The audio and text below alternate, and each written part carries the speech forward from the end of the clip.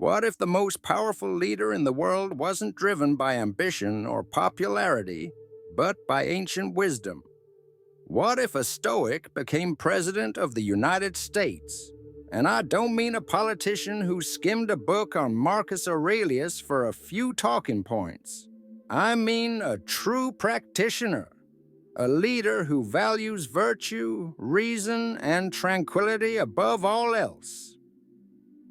In a world that feels like it's spinning in bitter political division, 24/7 outrage cycles, and a relentless focus on the short term, what would actually happen? What if a leader took the oath of office guided by the ancient principles of focusing only on what they can control, of acting with justice and courage, and of accepting reality's hard truths? It sounds like a fantasy, doesn't it? A relic of a bygone era. But today, we're going to explore this radical what if. We're going to tell the story of this presidency and see how a leader armed with a 2,000-year-old philosophy would face the greatest crises of our modern age. Our Stoic president is Evelyn Reed. This isn't about a political party. A Stoic could come from the left or the right. The philosophy itself isn't an ideology, but an operating system for the mind, one built on character and integrity. President Reed is a former four-star general and constitutional law professor, whose life was defined by duty and reason long before an unexpected turn of events thrust her into public service. President Reed is not your typical politician. She didn't seek power for its own sake. In the Stoic tradition, public service is a duty. It's about applying yourself to the common good, not about winning the next election or chasing personal glory. Her ambition isn't for power, but for a life of virtue. And for the Stoics, virtue isn't some vague, lofty ideal. It's concrete. It is the only thing that truly matters, and it's built on four cardinal pillars.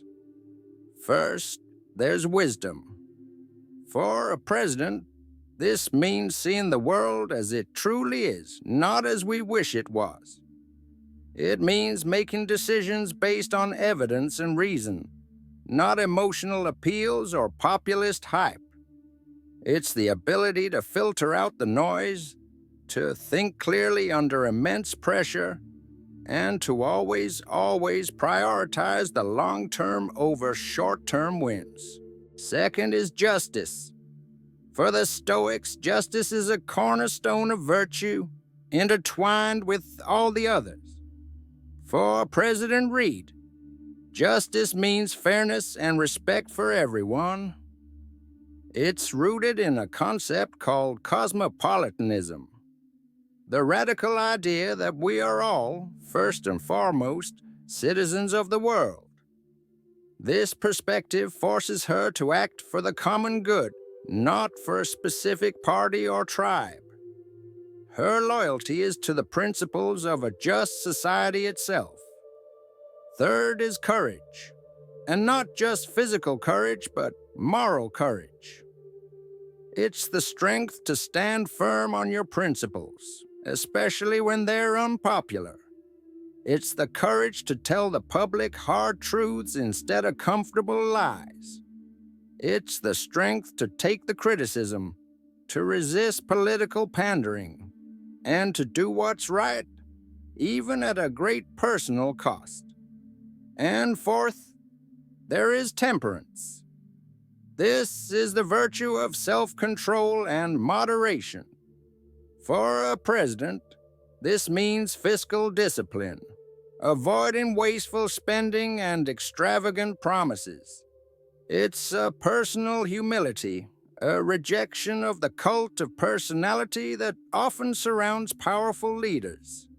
President Reed would live modestly, speak plainly, and carry herself with a quiet dignity that's a world away from the performative anger of modern politics. Now imagine the moment this alternate history kicks off. Inauguration Day.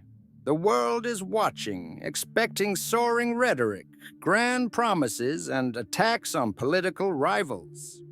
Instead, President Evelyn Reed steps to the podium and delivers something utterly alien. Her speech is quiet, direct, and brutally honest. She doesn't promise a new era of prosperity or greatness. Instead, she talks about duty, responsibility, and the hard realities ahead. She quotes the Stoic philosopher Epictetus, reminding the nation that some things are within our control and some are not. She tells the people that the government can't solve all their problems, that a strong republic requires virtuous citizens, not just a powerful leader. She doesn't talk about red states or blue states, but about the shared duties of all citizens. She doesn't promise easy victories, but calls for collective courage. She makes it clear that her presidency won't be measured by poll numbers or economic stats, but by one standard alone, whether she and the nation she leads can act with wisdom, justice, courage, and temperance. The reaction is just stunned confusion. Pundits are speechless. Her opponents call it bleak, uninspiring. Her supporters aren't sure what to think. The speech rejects every rule of modern politics. It's not a performance. It's a statement of intent. The Stoic presidency has begun, and its first great challenge is already waiting: a nation tearing itself apart. President Reed inherits a nation defined by bitter political polarization. Politics has become a zero-sum game of tribal warfare. The public square is a battlefield of outrage, misinformation, and contempt. Every issue, no matter how small, is filtered through a partisan lens. Trust in institutions has hit rock bottom. Citizens don't just disagree with their political opponents, they see them as immoral, existential threats. The very idea of a shared reality seems to be dissolving. This isn't just a political problem. For a Stoic, it's a crisis of reason, a sickness of the national soul. So, how does a leader who believes in logic and our shared humanity even begin to fix this?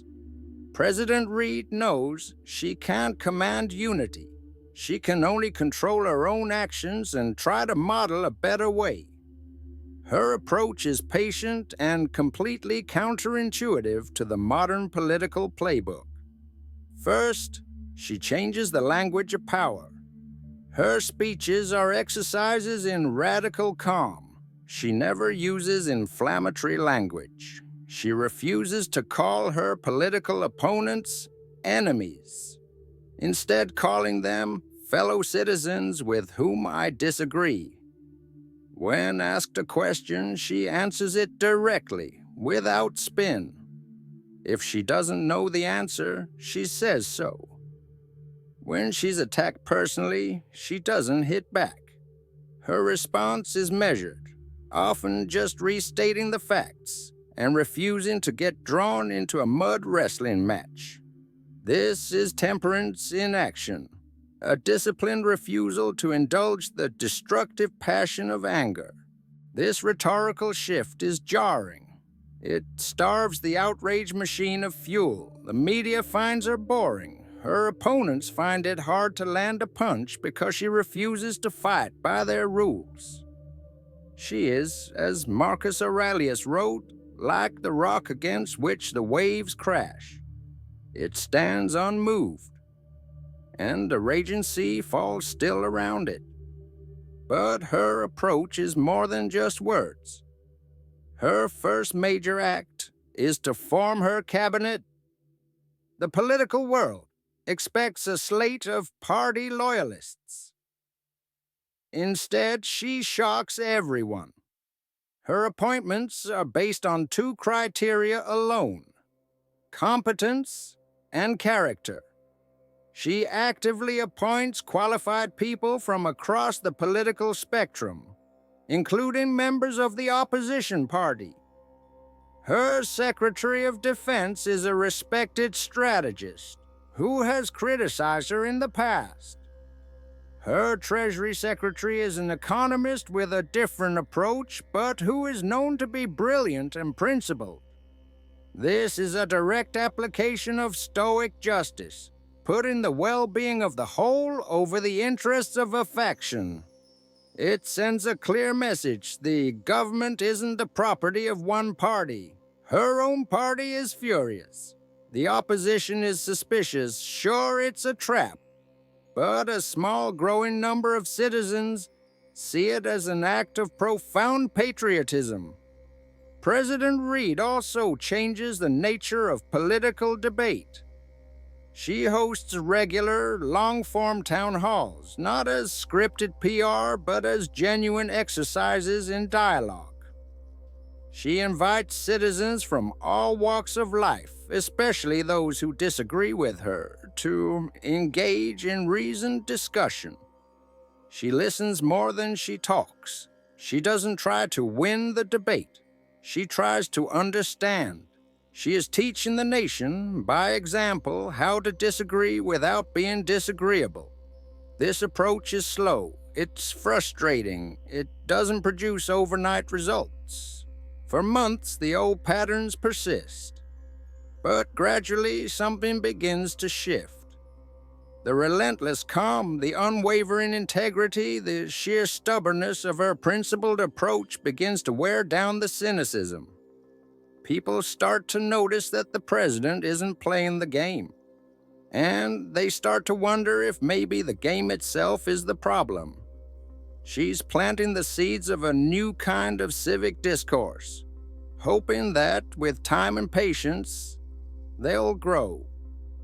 Beyond the political divisions, President Reed confronts an economy of anxiety. For decades, economic inequality has been widening. The middle class feels increasingly unstable, left behind. There's a growing feeling that the system is rigged, benefiting a few at the expense of the many. This economic insecurity isn't just about money. Ancient philosophers knew that huge gaps in wealth destroy social trust and create fertile ground for demagogues who thrive on resentment. The challenge isn't just to grow the economy, but to make sure it serves justice and social stability. President Reed approaches the economy not as a game of maximizing GDP, but as an exercise in building a just society. Her guiding star isn't market sentiment. It's the Stoic virtue of justice. Her administration's first budget is a masterclass in temperance. It resists the temptation of massive, unfunded spending sprees and drastic cuts to the social safety net. Instead, it's a document of hard choices. Every line item is judged by a simple standard. Is this a necessary function of a just state? Does it serve the long-term health of the Republic? On taxation, her goal is a system that's fair, simple, and stable. She rejects the language of class warfare, arguing instead that a just society needs everyone to contribute their fair share. The point isn't to punish success, but to ensure the country can fund its essential duties: national defense, a justice system, and infrastructure that benefits everyone. For a Stoic, wealth is a preferred indifferent. It's better to have it than not. but its real value lies in how it's used to serve the community.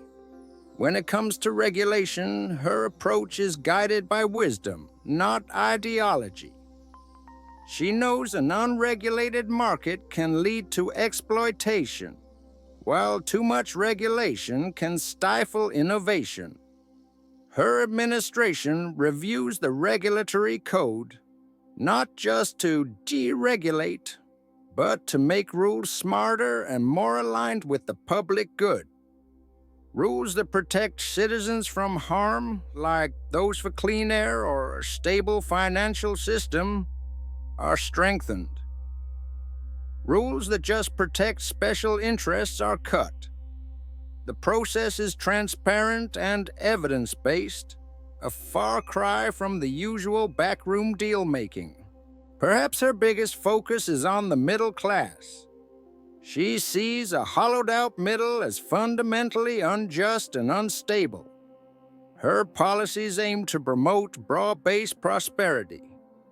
This means big investments in education and vocational training.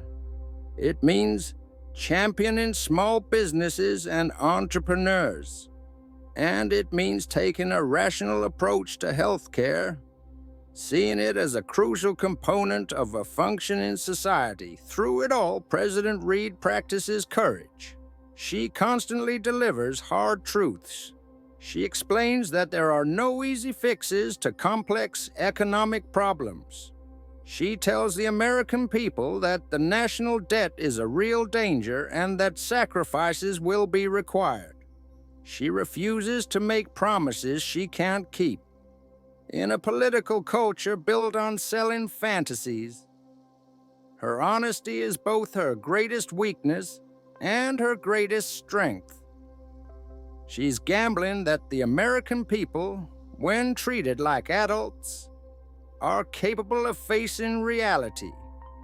We're seeing how a Stoic mind could reshape domestic policy, confronting polarization and economic anxiety with a radical commitment to reason and virtue.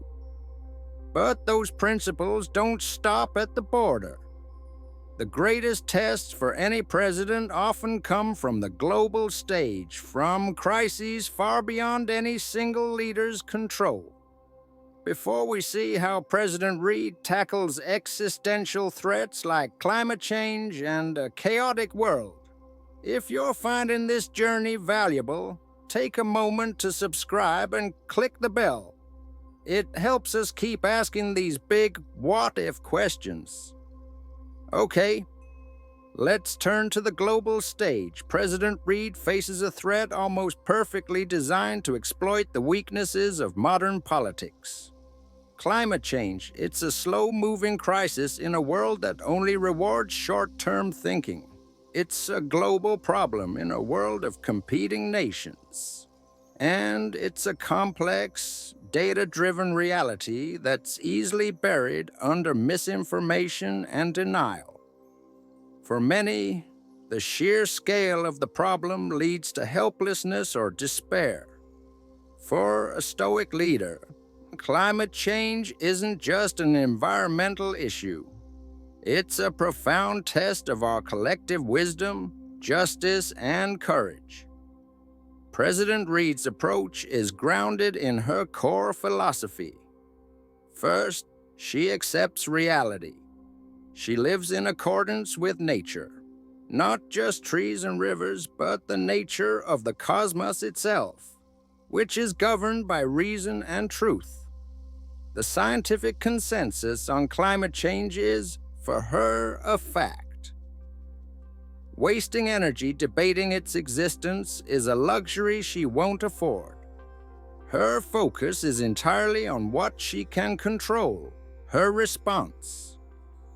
She frames climate action not in the typical language of sacrifice, but in the language of duty. She draws on the Stoic idea that we are all parts of a larger whole. As Marcus Aurelius wrote, "What isn't good for the hive isn't good for the bee." President Reed argues that to poison the planet is to harm the human community. Not just our community today, but all future generations. Acting on climate change is therefore a fundamental act of justice. This perspective naturally leads to a foreign policy rooted in cosmopolitanism. She understands this is a global crisis that needs a global solution. She immediately rejoins international climate accords, but with a Stoic's realism. She doesn't expect other nations to act against their own self-interest out of pure altruism. Instead, her diplomacy is based on showing that sustainable development is in the rational self-interest of every nation. Her administration pours resources into R&D for green tech, aiming to make clean energy so cheap and efficient that it becomes the obvious economic choice for everyone. Domestically, her policies reflect temperance. She promotes a shift away from a culture of excessive consumption. This isn't about forced austerity. It's about fostering an understanding that a good life doesn't depend on limitless material stuff. She champions policies that encourage efficiency, reduce waste, and build resilient infrastructure. She invests in nuclear power alongside renewables, guided by science, not political taboos. She faces immense pushback. Vested interests lobby furiously against her. Opponents accuse her of trying to destroy the economy. But President Reed remains steadfast. She's practicing the dichotomy of control. She can't control the opposition, but she can control her own commitment to virtuous action. She knows the outcome isn't guaranteed. The planet's fate isn't external, but her duty, her moral obligation, is to take every rational and just action in her power. Whether she ultimately succeeds or fails is up to fate. How she acts is up to her. The world President Reed inherits is turbulent. Great power competition is heating up, old alliances are frayed, and nationalism is causing nations to turn inward. Meanwhile, humanitarian crises are creating unprecedented waves of migration. The world seems to be building more walls, both literal and metaphorical. In this chaotic environment, the temptation is to either retreat into isolationism or to assert dominance by force. President Reed rejects this false choice. Her foreign policy is a unique blend of ethical idealism and hard-nosed realism, a kind of cosmopolitan realism. She's guided by the Stoic principle that all human beings are members of a single community, but she's also a clear-eyed realist who understands the world is a dangerous place, and a president's first duty is to protect her own citizens. Her first tool is always diplomacy. She reinvests in the State Department, viewing skilled diplomats as more valuable than an aircraft carrier. She understands that war is the ultimate failure of reason and should only be a last resort. She maintains a powerful military. That's the virtue of courage. But she combines it with temperance, showing extreme reluctance to use that power. She knows that violence, once unleashed, creates unpredictable consequences far beyond anyone's control. When it comes to immigration, her cosmopolitan principles face their toughest test. The conversation is dominated by fear. President Reed seeks to reframe the entire debate. She reminds the nation that where a person is born is an accident of fate. Our shared humanity is what truly defines us. This doesn't mean she wants open borders, an idea she sees as impractical. Instead, She works to build an immigration system that is both lawful and humane. Her administration secures the border, arguing a just nation must control its territory. But at the same time, she works with Congress to dramatically expand legal immigration pathways. She streamlines the asylum process, ensuring claims are heard quickly and fairly. Her rhetoric always emphasizes the dignity of migrants and their potential contributions. She also understands that to manage migration, you have to address its root causes. This is classic Stoic logic. Focus on the source of the problem, not just the symptoms. Her foreign policy includes robust efforts to promote stability and economic opportunity in the countries people are fleeing from. She knows it's a long, difficult process, but it's the only rational long-term approach. Once again, she's criticized from all sides. The hawks call her weak. The doves call her a sellout. The nationalists call her a globalist. But President Reed is unswayed. She's playing the long game, guided by a coherent philosophy, not shifting political winds. But no presidency goes according to plan. An unforeseen crisis erupts. A novel, highly contagious virus begins to sweep the globe. A pandemic, it's the ultimate test. A direct threat to life combined with rampant fear, scientific uncertainty, and economic collapse. Misinformation spreads faster than the virus itself. It's a perfect storm of externals, designed to provoke the very passions, fear, anger, panic, that Stoicism seeks to master. In the middle of the chaos, President Reed becomes a pillar of stability. Her public addresses are models of Stoic leadership. They are calm, factual, and relentlessly focused on what can be done. She doesn't offer false hope or downplay the threat. She presents the facts as they are, trusting the public to handle the truth. Her entire strategy is built around the dichotomy of control. She constantly separates what is within our control from what is not. We cannot control the virus, she states plainly in a national address. It is a force of nature, but we can control our response. We can act with wisdom to protect ourselves and our community. We can act with courage in the face of fear. And we can act with justice to care for the most vulnerable among us. This framework shapes every decision. All energy is focused on controllable actions, scaling up testing, securing supply chains, and funding vaccine research. No time is wasted on blaming other countries or political finger-pointing. When setbacks happen, they're acknowledged as part of reality, and a strategy is adjusted. President Reed knows that the greatest threat, besides the virus itself, is fear. Her leadership style is designed to be an antidote. Her composure is infectious in its own way.